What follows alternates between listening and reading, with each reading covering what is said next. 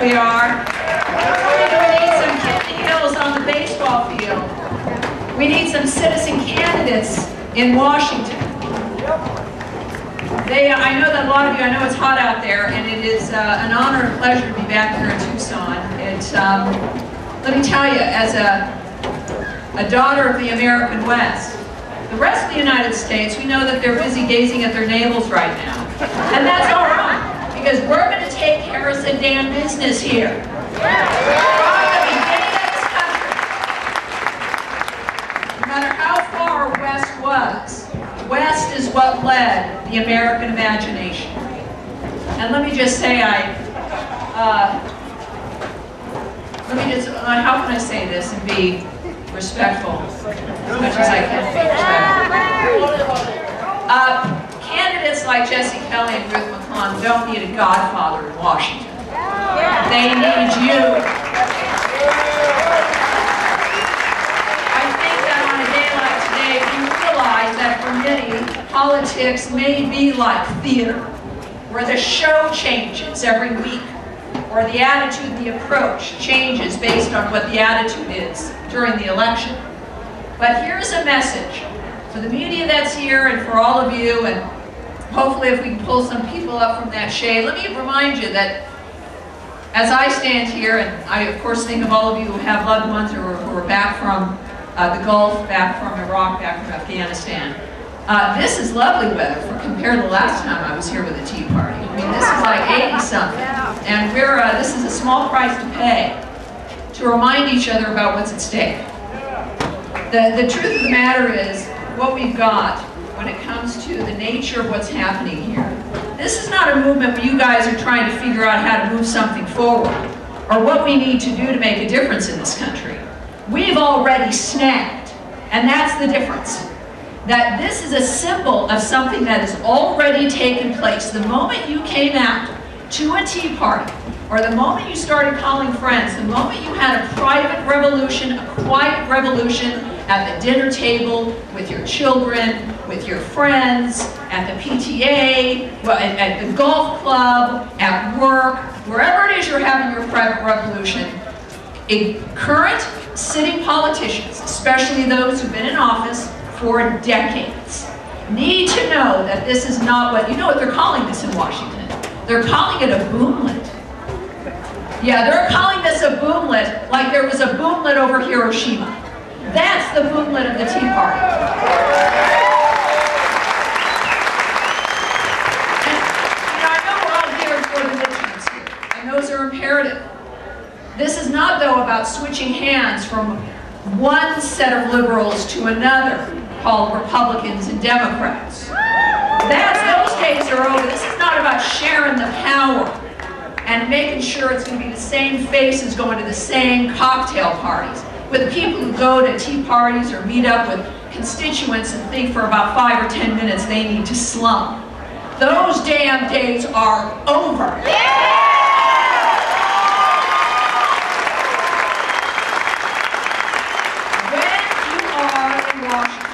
And you are making that kind of money, and you get this sense of yourself, and you begin to believe that you're there because you are more important or better than the people that put you there, is when you've lost touch with what the framers intended for this country. So when I say that the president is proud of you, I mean it. When I say that the president admires you and encourages you and is looking over you now, I speak of President Washington, not the current bum in the White House. So this is not about elections or making sure some guy gets his legacy.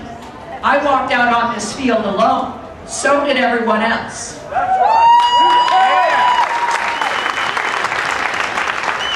And I'll tell you something.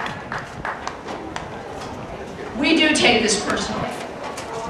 We take it personally not because you, perhaps like me, have lost a lot of money in the stock market, whatever you have, maybe your kids' college fund or what you were retiring on, maybe your house is underwater or you've completely changed your budget. You're not here because you want more money. You're not here because you want something better for yourself.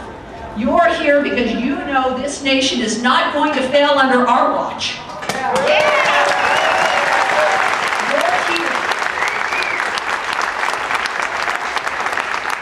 because of every single individual who died on the field of battle, knowing that if things got difficult, that you would have their backs. The Revolutionary War, the Civil War, the World Wars, Korea, Vietnam, the Gulf Wars, every single brilliant hero that you have raised goes out there, and the least that we owe them is to make sure that they did not die for a bunch of Chicago lawyers to have taxpayer-funded vacations.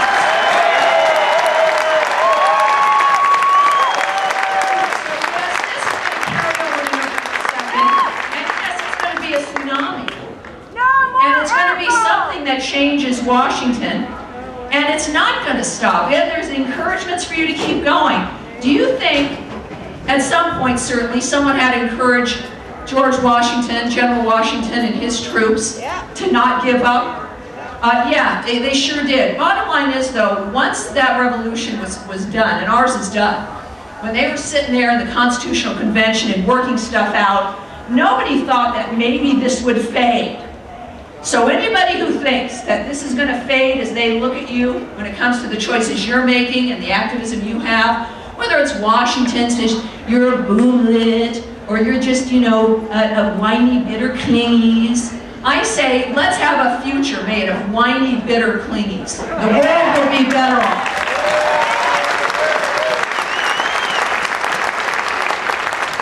This is, in effect, as you look at the people around you, this is another revolution. It is something that is irreversible. Oh, they say Obama's death care is irreversible. You want to see irreversible? This is the irreversible thing. Now, you're going to put this energy into November 2nd. Here's the other important thing. Besides getting citizen candidates like Ruth and Jesse elected, it has to send a message to every career politician that we are, first of all, fashioning their collar and determining which leash they need. That this is not something where then, because of their lack of regard for you, that you're just going to then trot away again.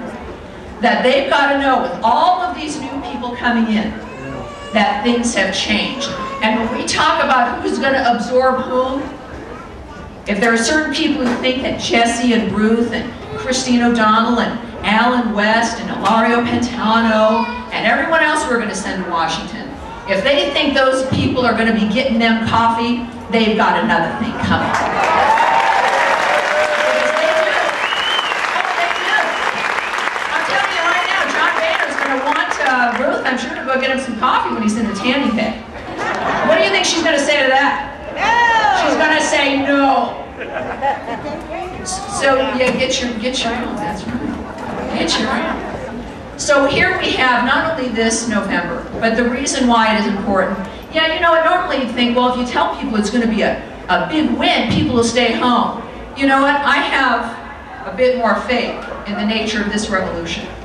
You know you're going to have to give people massive victories, that everything is possible, that the old guard, just like old Europe, has found out that it's wrong, and that the new, fresh America, as a nation of puppies, that we're not only going to take our own capital back and teach those career politicians that they have seriously misjudged us, but in taking this nation back, we will again secure the world. If you've noticed how quiet the world is lately, haven't you?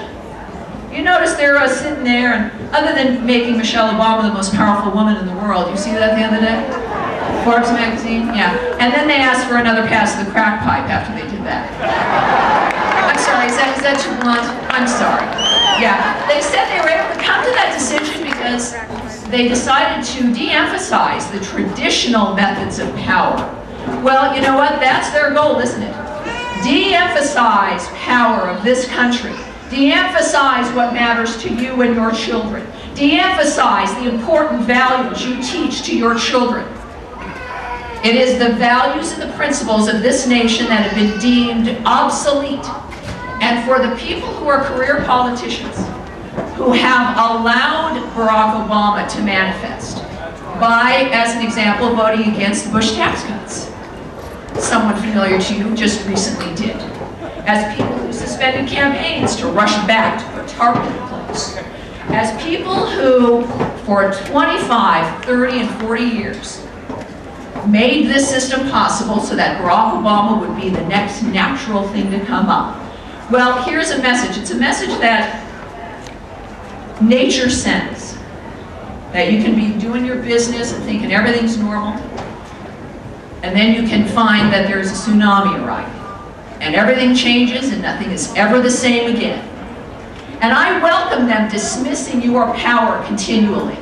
That gives us more of an edge time and time again. But when we elect, as this old guard gets pushed out, our job is, in this new revolution, is to have as much faith in the American people as the framers did.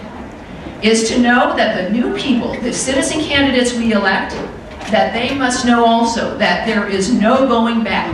That whatever caused career politicians to be so cynical and hypocritical is now unacceptable. And that in 2012, with whomever it is that becomes president, when she takes that oath of office,